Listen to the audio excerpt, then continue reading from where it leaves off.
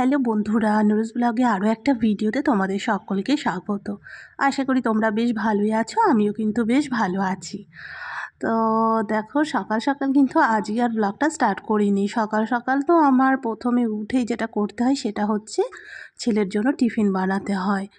তো আজই আর সেখান থেকে আর ব্লগটা স্টার্ট করিনি। নিচে সমস্ত কাজকর্ম রান্না বান্না করে ছেলে বর সবাই চলে গেলে তারপরে আমি এসেছি ওপরে।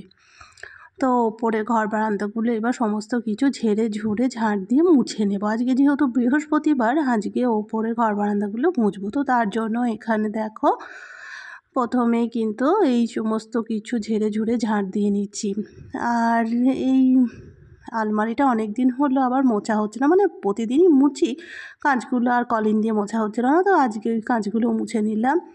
তো এবার ঝাঁট দিয়ে নিচ্ছি। ঝাঁট দেওয়া হয়ে গেলে তারপরে কিন্তু ঘর বারান্দাগুলো সমস্ত কিছু মুছে নেব। তো আমার ঝাঁট দেওয়া হয়ে গেছে, এইবার ঘর বারান্দাগুলো সমস্ত কিছু মুছে নিচ্ছি। তো এই সমস্ত কাজবাজগুলো করতে করতে কিন্তু অনেকটাই আমার আজকে দেরি হয়ে গিয়েছিল। তো দেখো, এইবার ঘর বারান্দাগুলো সমস্ত কিছু মুছে নিচ্ছি। আর প্রায় 11:30-12টার মতো বাজতে চললো। একটু পরে আবার ছেলে এসে যাবে। ছেলে এসে যদি দেখে আমাকে কাজ করতে, ছেলের প্রচণ্ড রাগ হয়।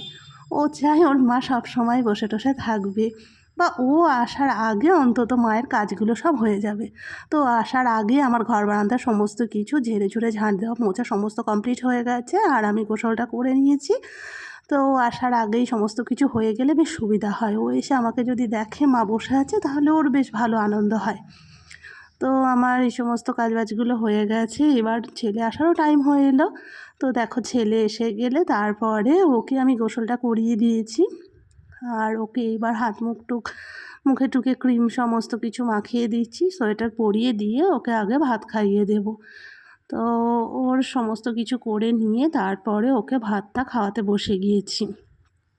তো ওকে ভাতটা খাইয়ে দিয়ে নামাজের টাইম হয়ে গেছিলো যেহেতু, তো এখানে নামাজটা পড়ে নিয়ে তারপরে আমি ভাত খাচ্ছিলাম।